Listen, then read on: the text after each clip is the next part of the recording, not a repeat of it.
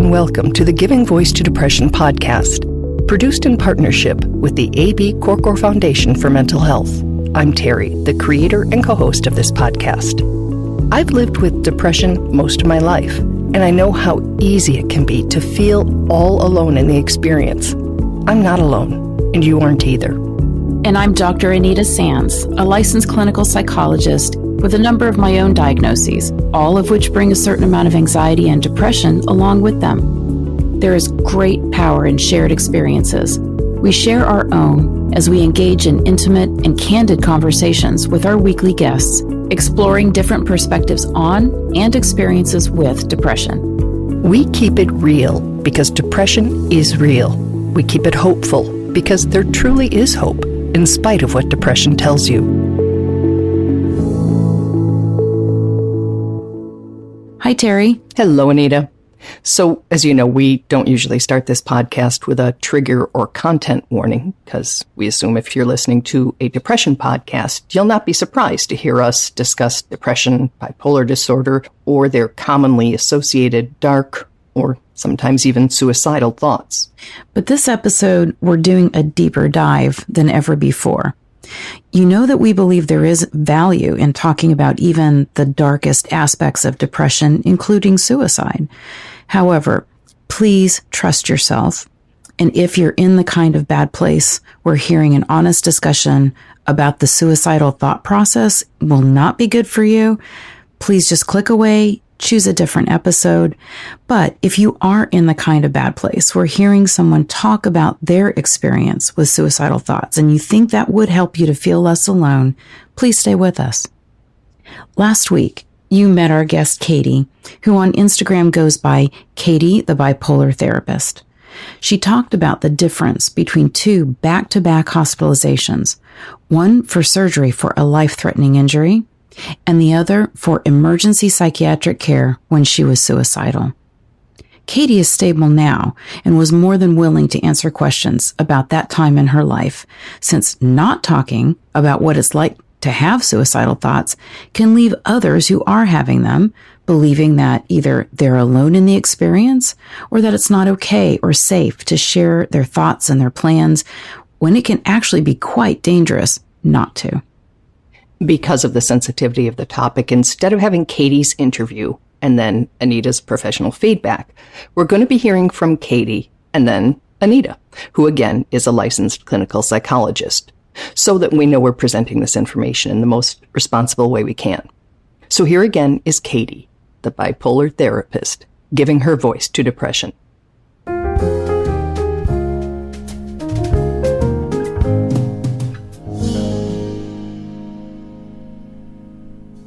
By way of review, Katie has been diagnosed with anxiety, OCD, and bipolar disorder 1.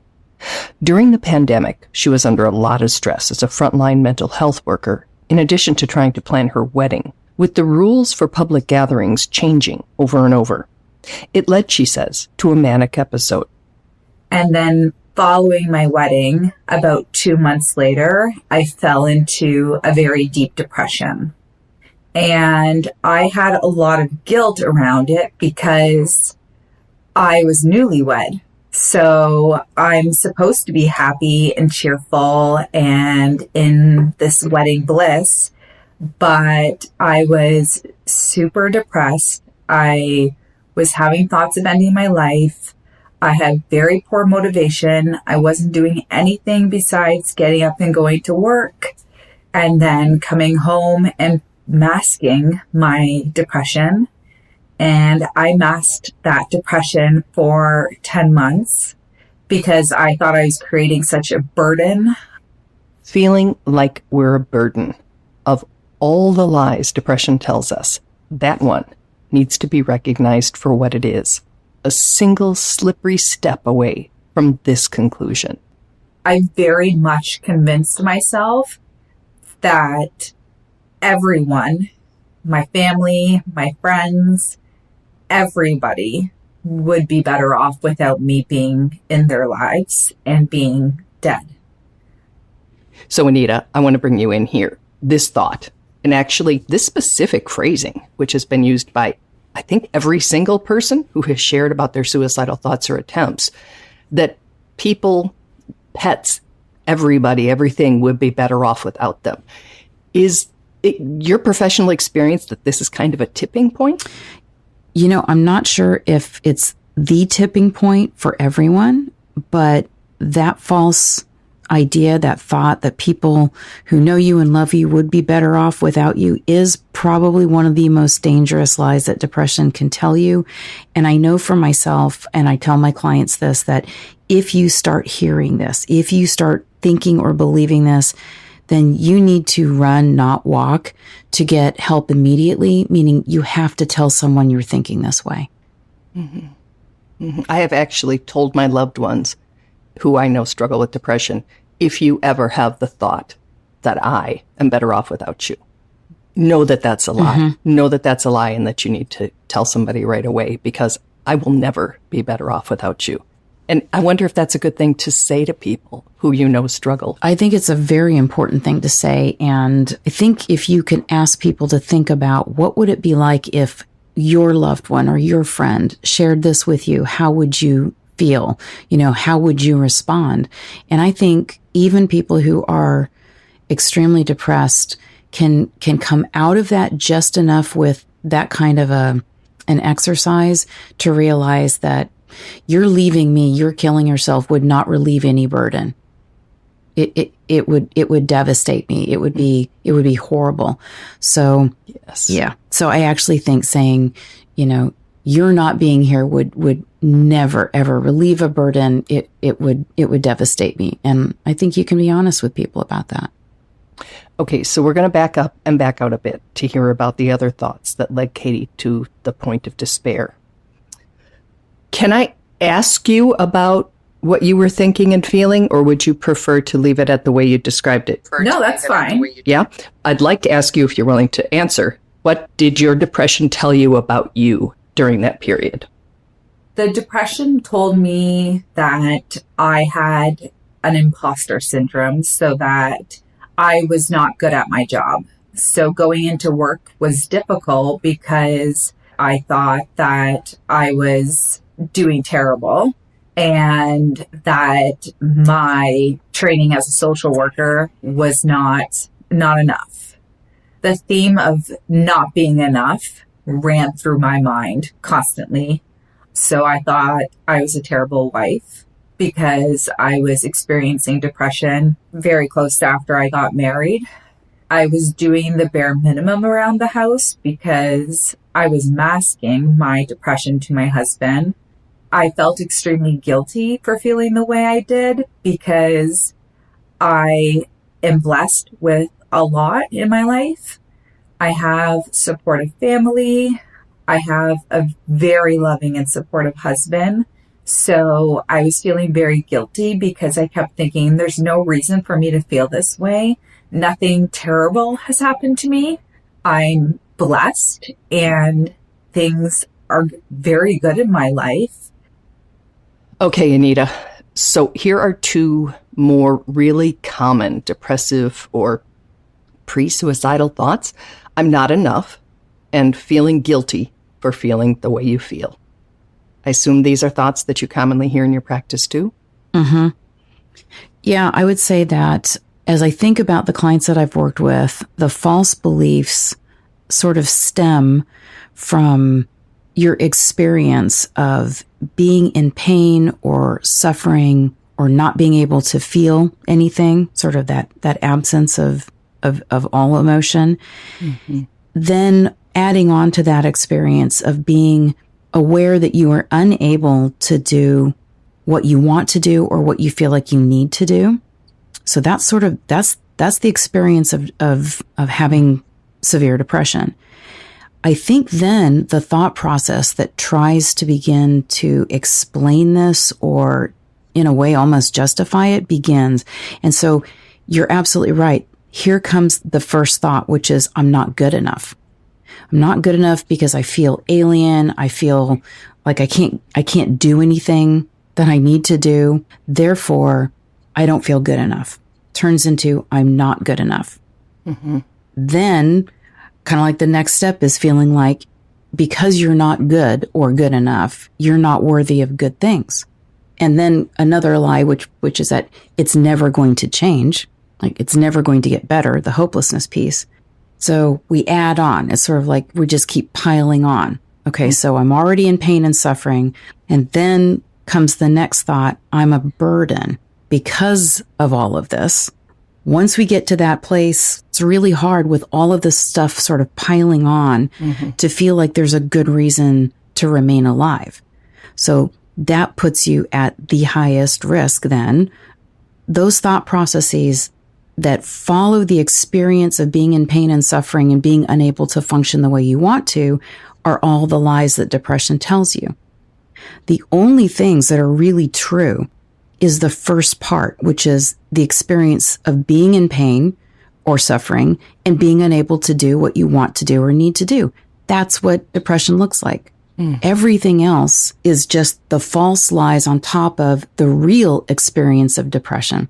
So if you can in any way say, okay, you're right, I'm in pain, I am suffering, I feel terrible, and I can't do what I need to do or want to do, that's a person who needs help. Yes.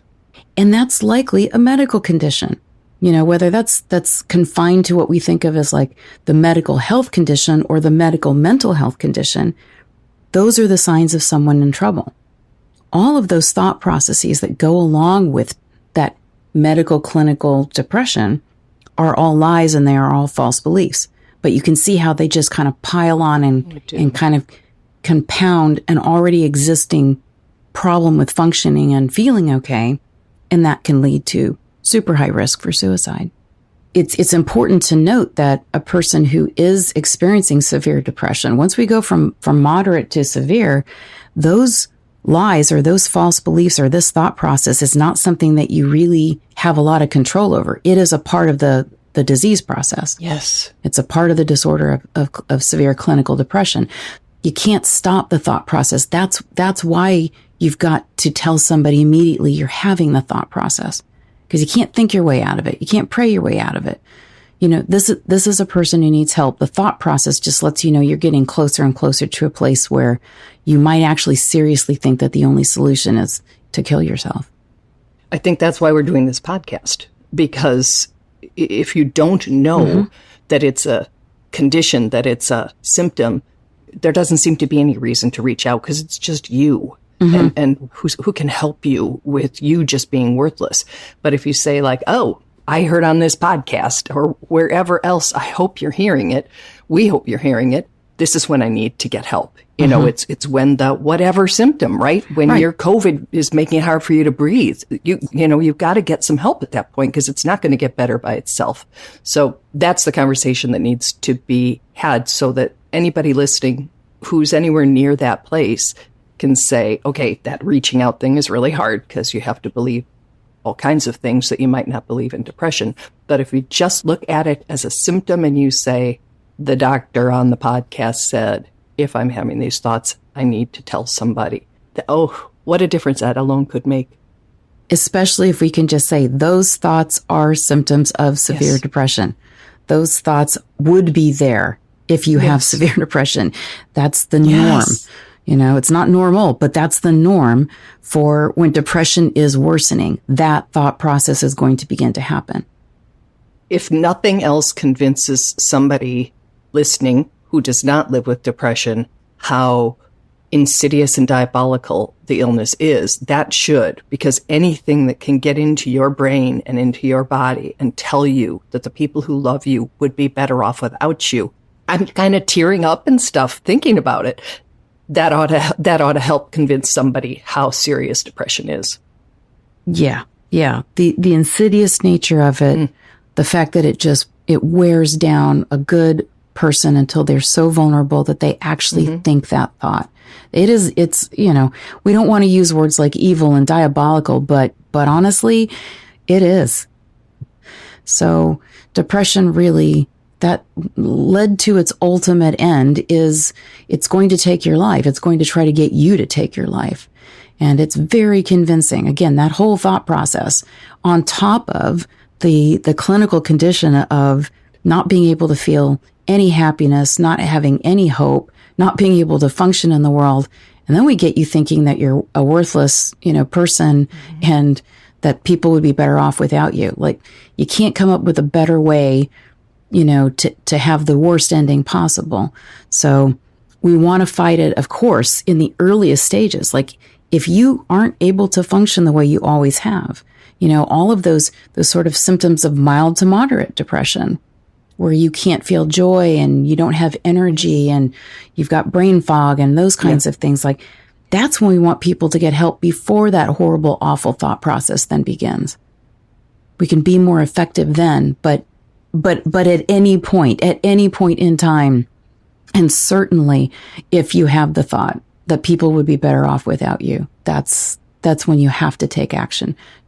Use whatever last ounce of energy you have to push that out to somebody that will listen. That could be a hotline, could be your therapist, could be your friend, your family member. It could honestly even be a stranger. And people know to act. Most people, I would say, know to act, even if they have no education in suicide prevention. If people hear that phrase, I think people would be better off without me. I think I'm going to end it.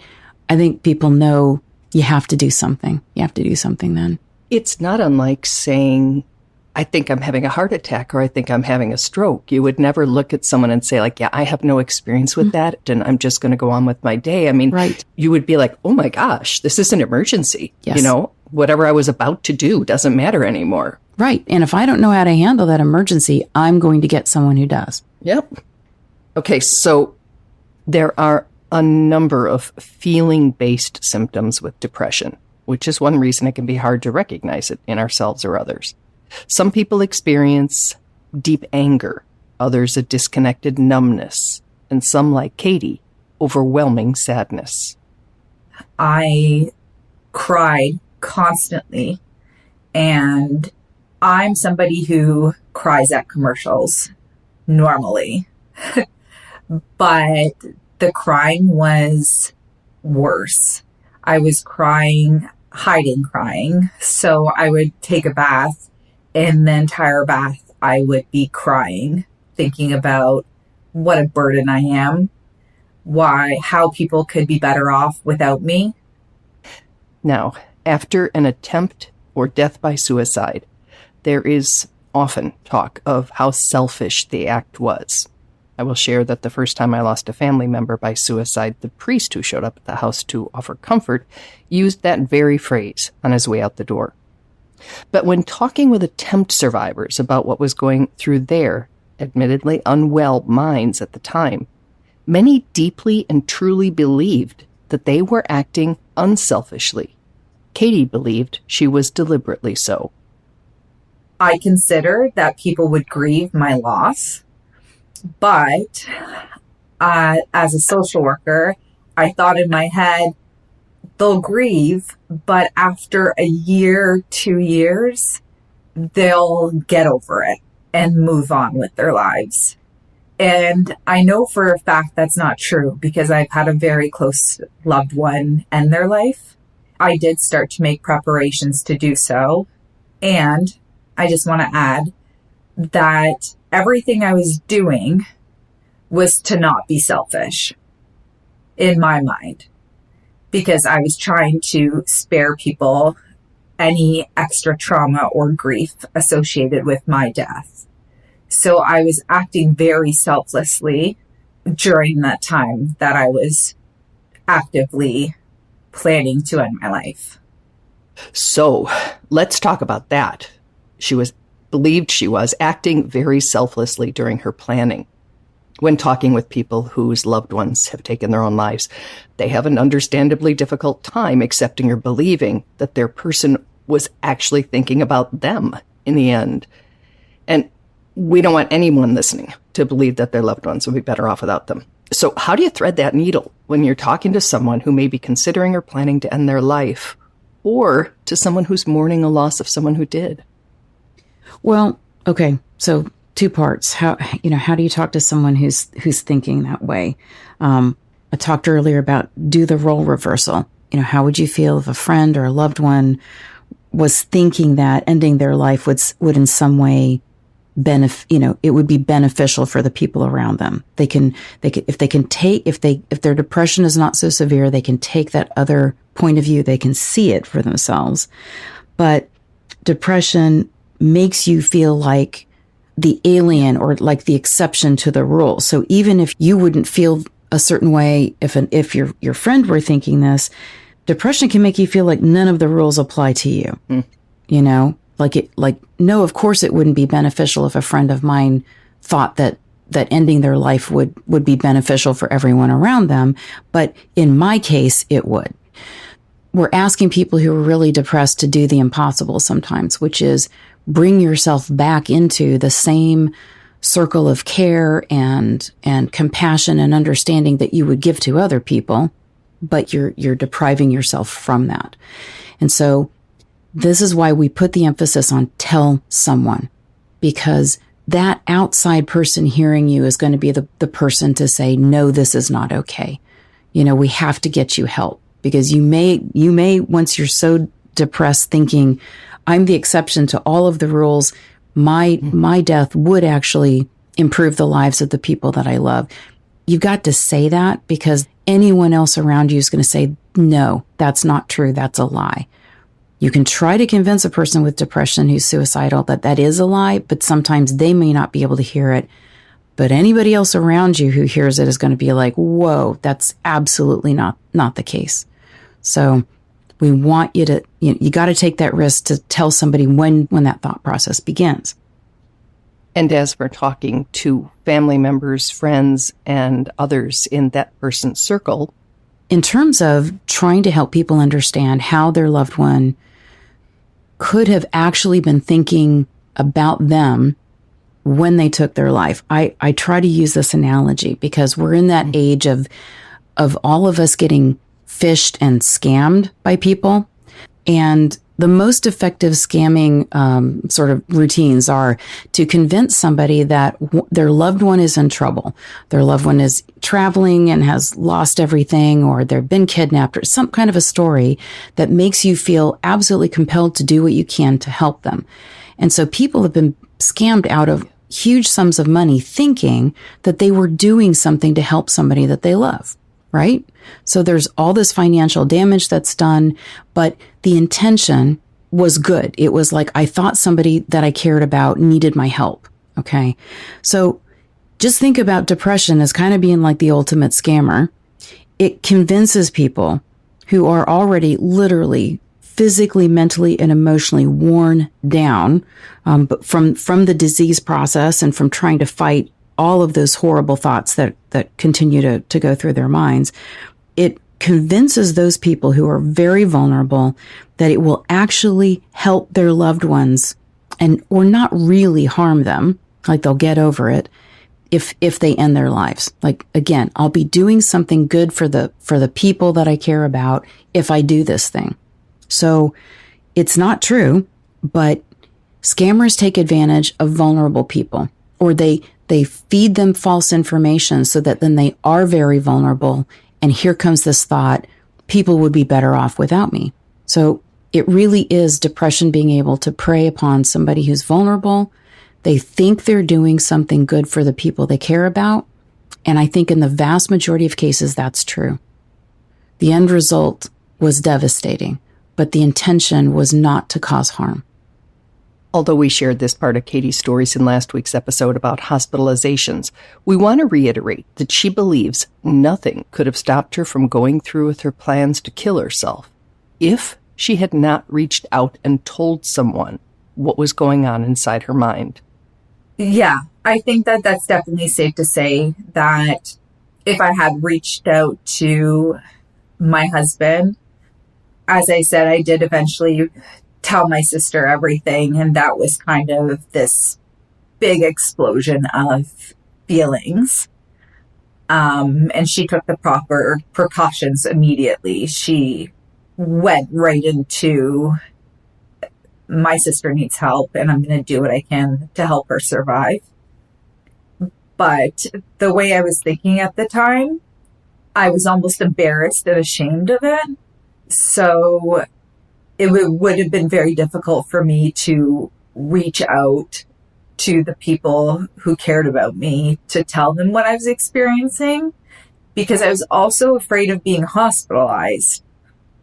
Okay, so Anita, Katie says she was afraid to be hospitalized, and it is scary to be hospitalized. I think it's kind of scary to be hospitalized for anything sometimes, but for psychiatric care, that there's all the rest of it. There's, movies we've seen, there's stories we've all heard about somebody being taken in handcuffs, all those things. And for some reason, those stories stick and are repeated, it seems, more often than I went to the hospital, I got the care I needed. I got my meds adjusted. I got therapy. I, learned some new ways to manage my depression. We just, for whatever reason, don't seem to hear those as often.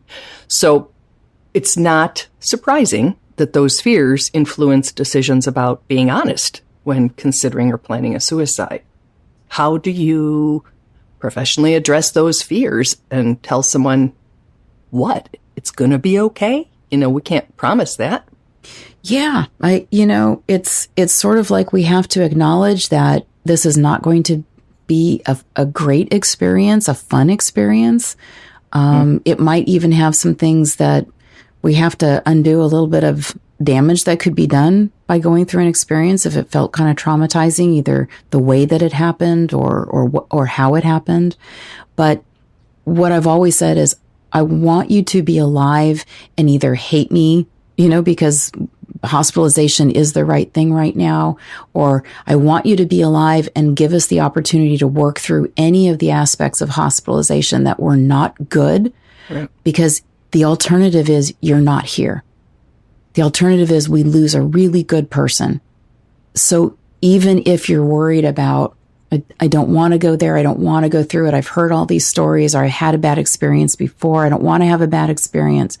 I'm like, we can heal from bad experiences. That's kind of like the whole cornerstone of therapy. We can heal from bad experiences, but we would need you to be here to heal from that. And I put the emphasis on you deserve to be here and be feeling better and healing from this and recovering from this.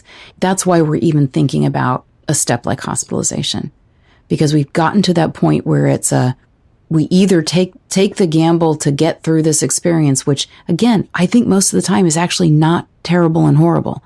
We don't hear those stories like you said, but I'd rather we take the gamble that this is not going to be the best experience of your life, because on the end of it, you're here. You're here. You're recovering. We can work through that. We can heal anything that you went through that you were like, I really hated this part of hospitalization, or I really hated this aspect, or this person who spoke to me this way during the hospitalization. Like, we can heal from that, but nobody can heal from death. I just put it that way. Whatever happens, I'm going to be here with you. We're going to get through this. That's the most important thing, is that you're going to get through this. And we will do whatever we have to on the other end to manage anything from the past. That's what we can do in therapy. I've actually just sort of realized that, because, I'm like, why didn't I reach out? Why didn't I reach out? It wasn't stigma. It wasn't hiding. No, depression jumps in and it gives you that rationale for why nothing's working, right, and why you feel terrible. Because you're terrible. It's your fault. There's something wrong with you. As a human being. You. Yeah, exactly. Horrible. I mean, think of the difference between that there's something wrong with you, mm-hmm, and there's something wrong with you. Those land really... Yes, exactly. Yes, we already know there's something wrong because I feel terrible and I can't function. But no, it's actually you. Yes. You're the thing that's wrong. Yes. Yeah, that's the diabolical thing. Because then when you're bad, it's not just I'm not good enough. I'm not good. Yeah. You don't want a bad person in all of your loved ones' lives. So we'll solve that problem. Mm-hmm. It's truly awful. Mm-hmm. And if you have I never know what word to use. Like, if your reaction to the depression isn't shut down and sad, it isn't, mm-hmm, the different things it can be. If yours is that angry, that'd be even easier to believe. Yes. Because now you're like, look, I'm causing a disruption in my home. I'm disturbing the peace in my home, in my life, in my family. Right. If the inability to function the way that you always have does include that piece that you're saying, Terry, where you feel like you're being horrible to the people around you. And yeah, you're right. Then you just gave depression more evidence to convince you that you are a bad person. It's not just I've lost control of my ability to, speak in a kind or, respectful way to people. It's nope, you're a bad person. So as we near the end of this longer episode, a really important point that Katie made that I would just want to revisit before we close out here is when I asked her what would have helped, what someone could have said, what someone could have done, just what would have helped, she said nothing. Mm-hmm. But she meant nothing in the context of if she wasn't telling anyone, when she wasn't telling anyone. When she did, everything helped. Her psychiatrist helped, her sister helped, her husband helped, the hospitalization helped, the therapist helped. Yes, some people said some clueless and hurtful things, but she's here and she's in a place where she's sharing her story now to help people. That's a very, very, very different place than where she was. So I think we need to visit that just one more time in the end here, that nothing can help if we don't allow for help. You're absolutely right. And I want to say that I've never heard somebody reach out to me and say that they were in a bad place or the shorthand, I need help. I've never responded to that by thinking, oh my gosh, really? I have to deal with this? I've never had that response, not as a person and not as a therapist. And again, I think one of the lies depression tells you is that nobody wants to hear you reach out. You're going to burden them even by telling them, that you're struggling. Depression, it wants you to believe that people who are having a great time in their lives definitely don't want to be brought down by you saying that you're struggling with depression or suicidal thoughts. And then it will lie to you and tell you that if the people that your friends, your family are going through a hard time, then they definitely aren't going to want to hear that. And that's not true. That's not true. We really are wired that if somebody is struggling, we want to try to help. We want to try to be there. There are very few people who would respond in a negative way. They've got their own issues and problems. And unfortunately, if you are surrounded by those people, as your friends or your family members, then please don't reach out to them if you think that's the response you would get. But there are so many people out there. They're staffing hotlines. They're working in healthcare and in mental health care, and they are literally just all around you.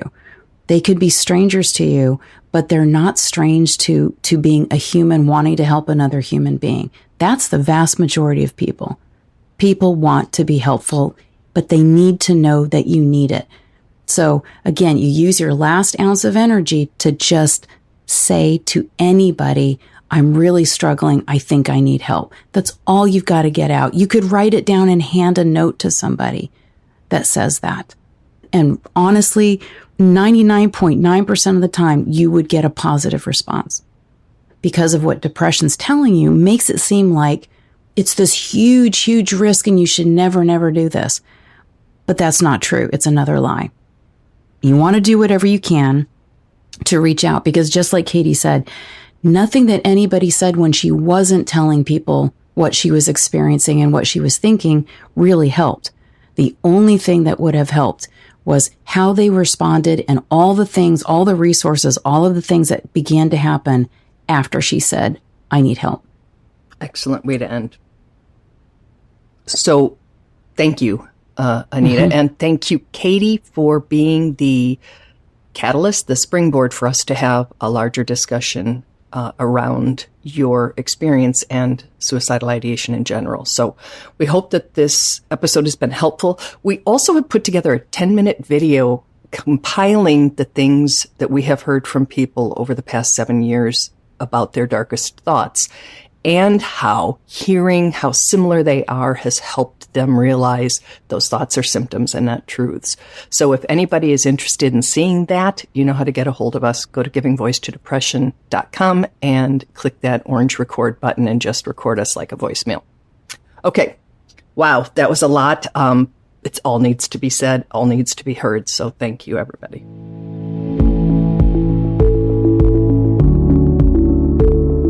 We truly hope that our podcast brings a little more understanding, helps you better articulate and reflect on your own experience with depression, or better understand how to support someone else who is struggling. If this episode has been of comfort or value to you, know that there are hundreds of others like it in our archive, which you can easily find at our website, givingvoicetodepression.com. And remember, if you're struggling, speak up, even if it's hard. If someone else is struggling, take the time to listen